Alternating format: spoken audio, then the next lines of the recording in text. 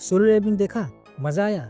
लेकिन सोचो अगर मैं तुमसे कहूँ कि कुछ मानवस ऐसी भी हैं जो सोलो लेवलिंग से भी ज्यादा तगड़ी हैं। ऐसी कहानियां जिनके प्लॉट ट्विस्ट देखकर आप बोलोगे कि भाई कहाँ था तू। इसलिए मैंने काफी सारी मानवस को गो थ्रू किया एंड उसमें से मैंने 4 ऐसी मानवस सेलेक्ट करी हैं जो आपको डेफिनेटली पसंद आएगी अगर आपको सोलो लेवलिंग पसंद आई है तो।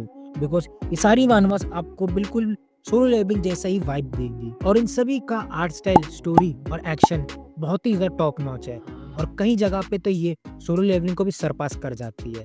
चलो देखते हैं इनके बारे में। I am the max level newbie. ये स्टोरी का मेन प्रोटैगनिस्ट है कांग जिन हुक, जो अपने वर्ल्ड का कंटेंट क्रिएटर स्लैश गेमर है एंड वो उसी की वीडियो उस वर्ल्ड के यूट्यूब पे डालता है for the past 11 years. And वो जो गेम खेलता है उसका नाम है टावर ऑफ ट्रायल्स एंड हमारे पूरे मानवा इसी गेम के ऊपर है। एक दिन कांग जिन हुक इस गेम को कंप्लीट कर लेता है एंड वो पहला शख्स बन जाता है जिसने ये पूरा गेम अकेले कंप्लीट किया है।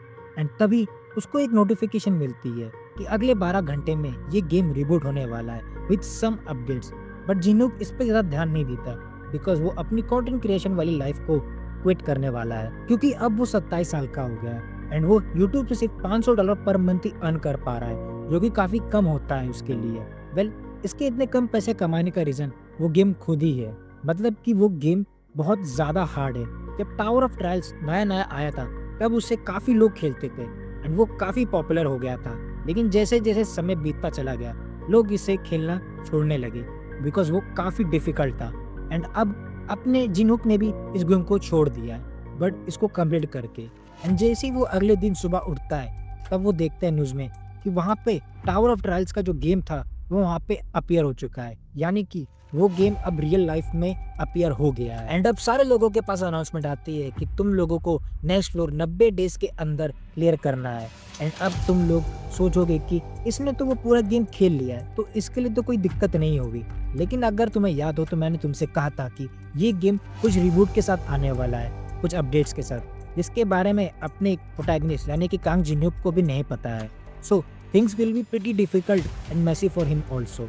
बस इतना काफी था मेरे ख्याल से तुम्हें इस मानवा के बारे में बताना। एंड अब अपना नेक्स्ट मानवा इस लिस्ट के अंदर omniscient readers view point. And इसके बारे में बस यही बोलना चाहूंगा कि जिस दिन इसका एनिमे आया उस दिन समझ जाओ ये सोलो लेवलिंग से ज्यादा चर्चा में आ जाएगा बिकॉज जो इसकी मानवा है वो काफी ज्यादा हाइप में है।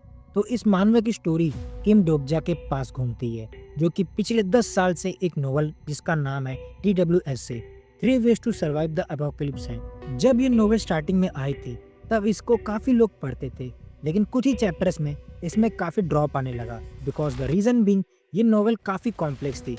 बट अपने मेन कैरेक्टर इसे पढ़ना कंटिन्यू रखा एंड इवन जब वो स्कूल में बुली होता था एंड या फिर जब वो आर्मी में था एंड इवन जब वो अपने एंट्रेंस एग्जाम में फेल होने के बावजूद भी इसे पढ़ता रहता था।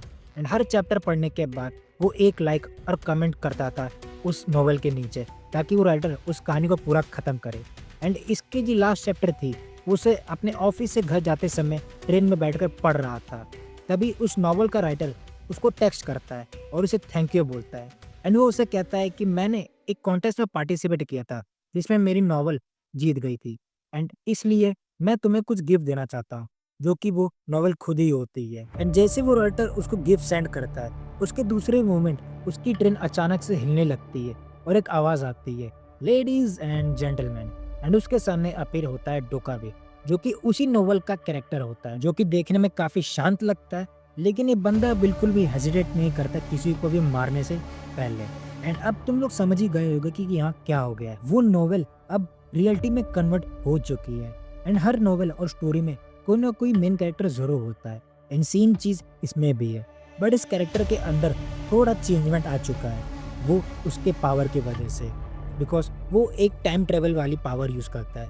बिकॉज जब भी वो किसी चीज को बचाने की कोशिश करता है एंड फेल हो जाता है वो टाइम में पीछे चला जाता है एंड कंटिन्यूसली सेम सिनेरियो होने के बाद उसका माइंड अब चेंज हो चुका होता है, जहाँ वो किसी को भी मार देता है जो उसे यूजफुल नहीं लगता। लेकिन अब केस में थोड़ा डिफरेंट है क्योंकि किम यहाँ प्रेजेंट है, मतलब कि इसके अंदर आपको 2 मेन कैरेक्टर देखने मिलने वाले हैं जिनके पास काफी तगड़े पावर्स होते हैं। लेकिन इतनी टाइम बीत जाने के बाद किम को उस सारे मेमोरीज काफी ब्लर होते हैं उस नॉवल के, जिस वजह से उसके पास वो ओमनिसेंट रीडर्स पॉइंट की पावर होती है जिसे वो पढ़ के आगे होने वाले फ्यूचर इंसिडेंट को पता लगा सकता है।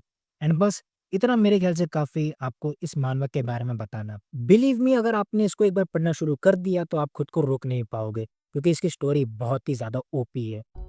सेकंड लाइफ रैंकर, ये कहानी है चा येनवू, एक सोल्जर की, जब तक कि उससे एक मिस्टीरियस बॉक्स नहीं मिलता जिसके अंदर होती है एक वॉच जो उसके डेड ब्रदर की होती है, संगवू की। और उस वॉच में एक विजन होता है उसके भाई का, एंड वो उसे दिखाता है कि अगर तुम ये देख रहे हो इसका मतलब मैं मर चुका हूँ, मुझे धोखा दिया गया, वो भी मेरे दोस्तों ने जो मेरे साथ थे और मुझे मार के आगे बढ़ गए। पर भाई, अगर तुम यहाँ पे आना चाहते हो उनको मारने के लिए तो तुम्हें तैयार होना होगा। एंड फिर क्या, येनवू अपने रिवेंज के लिए टावर ऑफ एबेलिस्क में एंटर करता है, एक मिस्टीरियस जगह जिसमें हर फ्लोर में एक अलग डायमेंशन है। एंड यहाँ लोग मॉन्स्टर्स को मारते हैं, मिशन कंप्लीट करते हैं और पावर्स को लेके आगे बढ़ते हैं। बट येनवू के पास एक एडवांटेज है, येनवू के पास जो उसके भाई की दी हुई मेमोरीज है वो उसको आगे प्लेयर बढ़ाने में काफ़ी मदद करती है। लेकिन सवाल ये है कि वो अपना रिवेंज लेने में कम्प्लीटली सक्सेसफुल हो पाएगा कि नहीं। ये चीज़ जानने के लिए आपको ये मानवा देखनी होगी। The beginning after the end, ये एक इसेकाई मानवा है जिसको कि अब तक का one of the best isekai भी माना जाता है। एंड इसका एनिमे भी अनाउंस हो चुका है जो कि 2 अप्रैल से एयर होना शुरू होगा, जिसका वेट काफ़ी लोग काफ़ी टाइम से कर रहे हैं। तो ये कहानी है किंग ग्रे की, जो कि अपनी दुनिया का सबसे स्ट्रॉन्गेस्ट बीइंग था, जिसने अपनी लाइफ में काफ़ी अच्छे काम किए और काफ़ी बैटल्स भी लड़ी। बट एक दिन उसकी डेथ हो जाती है, ना जाने कैसे, वो उसे भी नहीं पता होता। लेकिन ये कहानी यहाँ खत्म नहीं होती। मरने के बाद जब किंग ग्रे अपनी आंखें खोलता है तो वो कम्प्लीटली नई दुनिया में आ चुका होता है, एक नए रूप के साथ, जहाँ उसका नाम होता है आर्थर लेविन।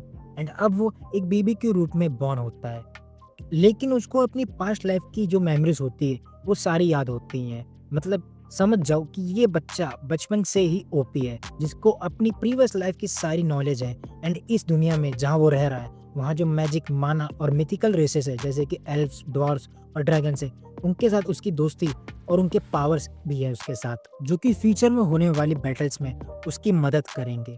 एंड अब ये बैटल्स क्या है वो आपको ये मानवा देखने के बाद ही पता चलेगा, जो कि काफ़ी ज़्यादा इम्पोर्टेंट रोल प्ले करती है पूरी सीरीज के अंदर। और अगर अभी भी कोई इंटरेस्ट नहीं जागा आपके मन के अंदर इस मानवा को लेके, तो मैं बस आपको यही कहूँगा कि सोलो लेवलिंग की जो स्टोरी है और फाइट्स है वो इसके आसपास भी नहीं आती। मतलब तुम खुद सोचो ना यार कि लोग इसे ऐसी द ग्रेटेस्ट मानवा ऑफ ऑल टाइम नहीं कहते, कुछ तो रीज़न होगा। सो इसे चेकआउट करना मत भूलना। एंड इसका एनिमे भी आ चुका है तो वो भी देख सकते हो आप। एंड फिर भी अगर आपका सोलो लेवलिंग से मन नहीं भरा तो ये रही अगले सीजन की दोनों वीडियो। सीजन 3 में जो दोनों आर्क बहुत ज़्यादा इंपॉर्टेंट रोल प्ले करने वाले, वो आपको यहाँ मिल जाएंगे, तो आप उसे चेकआउट ज़रूर कर सकते हो।